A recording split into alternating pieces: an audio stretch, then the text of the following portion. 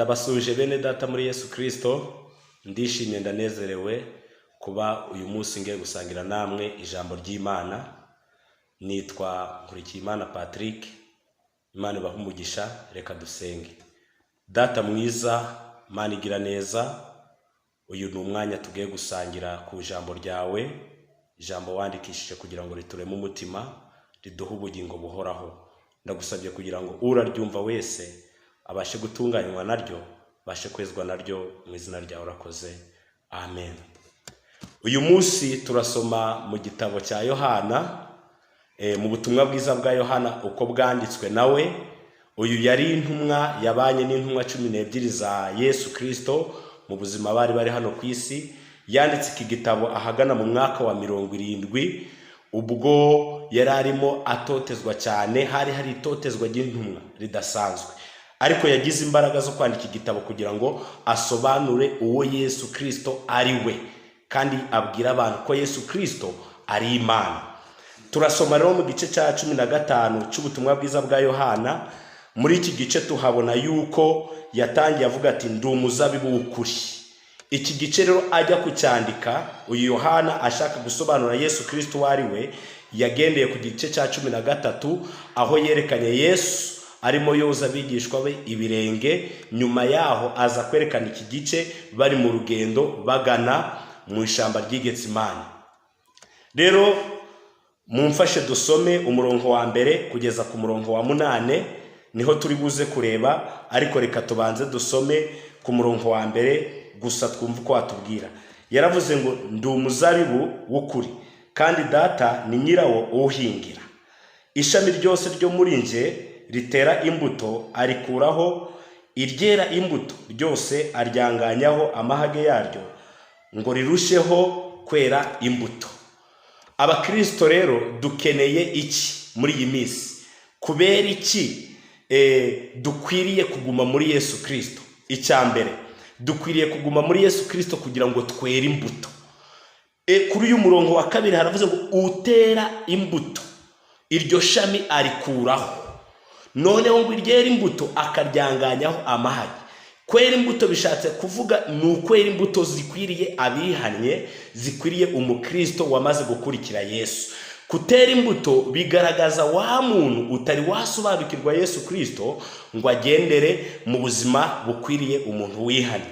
Ijambo kwanganyaho amahage, dufashe urugero nk'insina. Igiti cy'insina iyo kiriho amababi adafite umumaro, bayakuraho kugira ngo ayo mababi avanweho, noneho amababi asigaye akure neza. Iyo urebye ku murongo wa 3 w'iki gice yaravuze ngo noneho mumaze kwezwa n'ijambo nababwiye. Aya ni amagambo Yesu yivugiye ubwe ari kubwira intumwa ze. Yaravuze ngo mumaze kwezwa n'ijambo nababwiye. Amagambo Yesu Kristo yabwiraga intumwa ze yarabacengeraga, agakomeza imitima yabo, akabatunganya kugira ngo babashe gukorera Imana. Muri iki gihe natwe dukeneye kwezwa n'ijambo, ijambo ari we Yesu Kristo. Noneho twamara kwezwa naryo, ikiba gikurikiyeho ni ikihe? Tugisanga ku murongo wa 4. Haravuga ngo mugume muri nje nanjye ngume muri mwe, nk'uko ishami ritabasha kwera imbuto ubwaryo ritagumye mu muzabibu, niko namwe mutabasha nimutaguma muri nje. Ibi bishatse kutubwira iki? Bishatse kutubwira ko nitwaguma muri Yesu Kristo tuzabasha kwera imbuto nyinshi cyane. Twebwe ubwacu ntabwo twakwishoboza, ahubwo tubishobozwa na Yesu Kristo uduha imbaraga. Uyu murongo ushatse kutwereka yuko nitwaguma muri Yesu Kristo, nk'uko twamaze kwezwa n'ijambo, twamaze kumwizera, ikiba gisigaye ni ukuguma muri we. Kuguma muri we bishatse kuvuga iki? Bishatse kugirana ubusabane nawe, kugirana umubano nawe udasanzwe. Akaba muri twebwe, natwe tukaba muri we, ibitekerezo byacu tukabimuharira. Imana ishimwe cyane.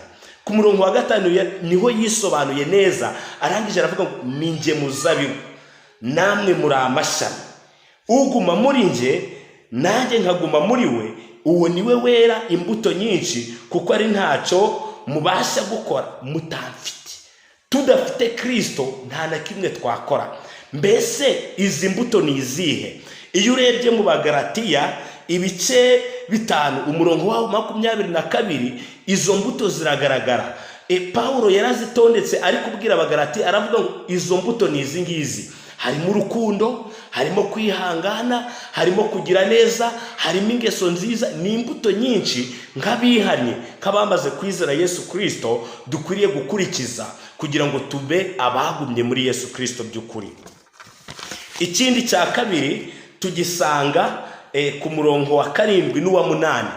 Tubonye yuko icyambere ari ukuba muri Yesu Kristo kugira ngo tubashe kwera imbuto nyinshi, ariko icya kabiri tugomba kuguma muri Yesu Kristo kugira ngo twumvirwe kandi tubashe guhesha Imana icyubahiro.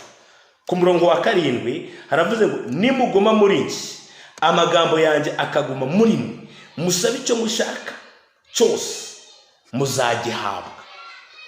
Tugira ibyifuzo byinshi nk'Abakristo, tugira ibyifuzo byinshi kandi bitandukanye bitewe n'ubuzima tubamo, ariko tugomba kuguma muri Kristo Yesu kugira ngo twumvirwe. Ijambo ry'Imana riravuga ngo musabe icyo mushaka cyose muzagira gute? Muzagihabwa. Imana itugire neza. Kugira ngo twumvirwe n'Imana Data, tugomba kuguma muri Yesu Kristo, tukera za mbuto. Icyo dushaka cyose Imana izakiduha. Yaravuze ngo si ibyo gusa kandi ibyo nibyo byubahisha Data, nuko mwera imbuto nyinshi mukaba abigishwa banjye.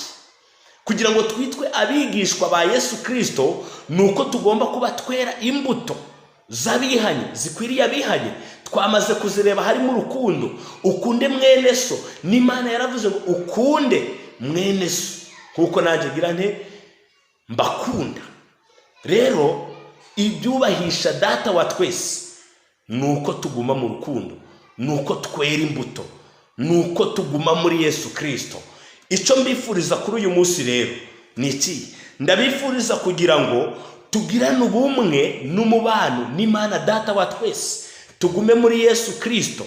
Ikindi mbifuriza ni ukugira ngo ubuzima bwacu bwose tubwegurire Imana Data, tubwegurire Yesu atuyobore mu buzima bwacu bwose. Tugume muri we, dukurikize amagambo ye, dukurikize inyigisho ze. Ibyo byose nitubikora ngo tuzaba twubahisha Imana Data.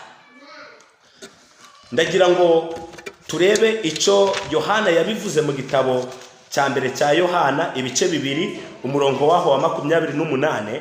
Haravuga ngo none bana batoya mugume muri we kugira ngo niyerekanwa tuzabone uko dutinyuka tutabebera imbere ye ubwo azaza. Bishatse kuvuga iki? Iki gishatse kuvuga ngo ku bantu bamaze kuba muri Yesu Kristo nta kimwaro kizahaba mu munsi cyangwa se ku munsi wo kugaruka kwa Yesu Kristo. None nakubaza ngo urashaka kwera imbuto zikwiriye abihanye? Urashaka kuguma muri Yesu Kristo? Urashaka gusenga ukumvirwa? Urashaka kugirana umubano na Yesu Kristo udashira? Icyo nakwifuriza ni kimwe gusa, nta yindi nzira uretse yo kuguma muri Yesu Kristo. Imana ibahereze umugisha kandi ubuntu bw'Imana n'amahoro biva kuri yo bibane namwe iteka ryose. Amen.